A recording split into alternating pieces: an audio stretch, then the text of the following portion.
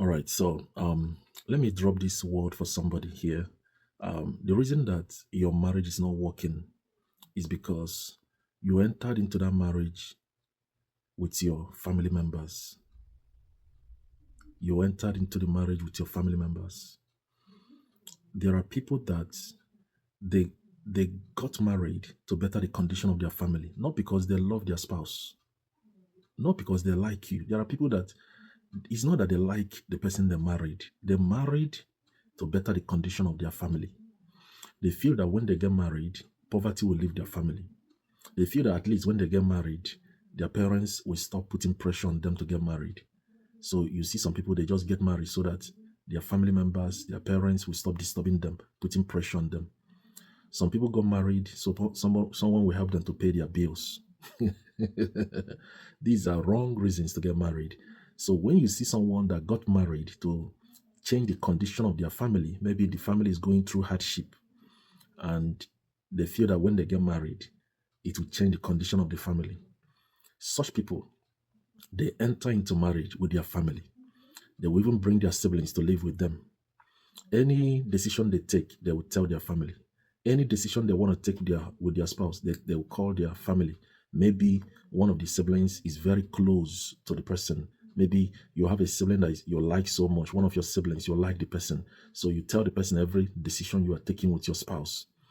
Some of you, the stronghold you have in your marriage is your mother. So you insist that your mother must know everything you are doing. And I'm not saying that you should turn your back on your family when you get married. That's not what I'm saying. Please don't get me wrong. That's not what I'm saying. I'm not saying that you should stop communicating with your family. I'm not saying you should stop helping your family. What I'm saying is this: do not bring your family members, your parents, or your siblings into your marriage. They are not part of the marriage. Your mother, excuse me, your mother is not part of the marriage. Your father is not part of your marriage.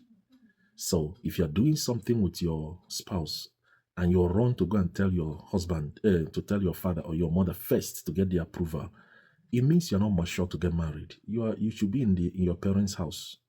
You should be in your parents' house. You're not mature enough. If every decision you take with your spouse, you want to talk to your family members first to hear their opinion, you are not ready for marriage. Marriage is not for you. You should be in your father's house. All right. So I just want to say this. I'm not saying you should turn your back on your parents. That is not what I'm saying. I'm not saying you should not communicate with your family members. What I'm saying is marriage is between husband and wife and God. The Bible said, I am the witness between you and the wife of your youth. That's what God said in the Bible. The Bible said a threefold cord cannot be easily broken. So do not bring your father into your marriage. Do not bring your mother into your marriage. If you are taking a decision with your spouse, keep it between you and your spouse, at least for that moment. If both of you now decide and say, okay, we are ready to share it with our family members, then you share it with them. Let it be a mutual decision that both of you decide and say, it's time for us to tell our family members about this. I'm saying this for those of you, some men are mommy's boy. Before you do anything, let me talk to my mommy. I will talk to my mommy. Let me know what mommy has to say. Bros, you are a husband. You have a wife. You can't be getting orders and you can't be getting instructions from your mother on how to run your marriage. Your mother doesn't tell you how to run your marriage as a man. And if you're a woman, a lady, you got married, team up with your husband. If you respect your father, your biological father, more than you respect your husband, you're a bad wife. Let me say it. I will say it 3 times. Because some of you, that's the problem you're having. You think that your father is more important than your husband. Your husband is the final authority in your life as a woman. Your husband is the final authority after God. That before you take any step, if your husband says, hold on, you have no option. You got to hold on. That's the authority figure in the house. All right? But some of you put your father, your biological father, you make him more important than your husband. You are making a big mistake. Big mistake. Big mistake. And that is why you're having problem in your marriage. Some women, maybe your brother is more important to you than your husband or even your son. You are making big mistake.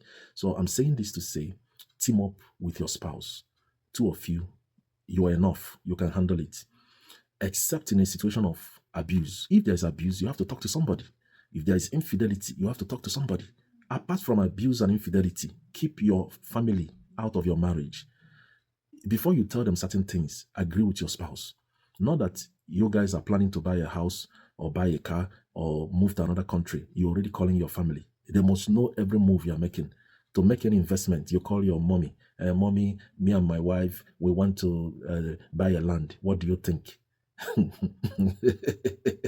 Let me answer it for you. What I think is that you are not man enough to get married. That's what I think.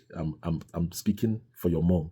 What I think is that you are not man enough to be a husband. So why am I saying this? Keep family members, keep in-laws where they belong. Love them, help them when you can. Don't send money to in-laws without telling your spouse.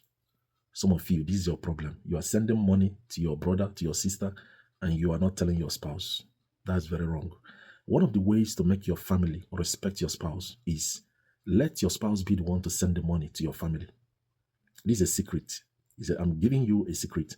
Let your spouse, that money you want to send, let your spouse be the one to send it so that they will think is your spouse giving them money, and they will respect and they will love your spouse for that.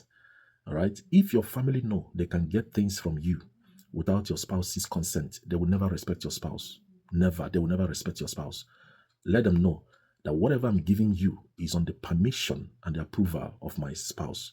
If my wife tells me not to do it, I will not do it. If my husband tells me not to do it, I will not do it. They will respect your marriage for that. But some of you who are, every step you take, you want to get approval from your mother or from your father.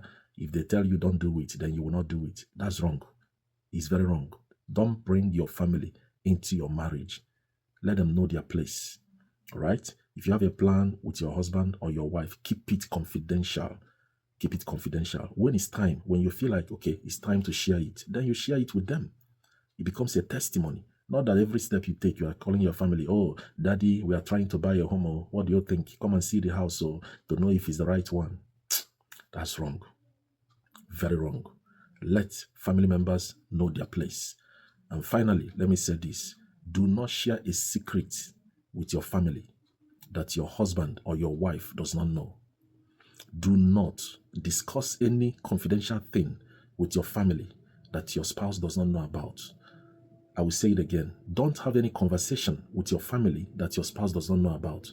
Your spouse should know every conversation you are having with your family. They should know. They should know. Your spouse should know, whatever it is. All right? This will save your marriage. Share this video with somebody, and God bless you. Bye.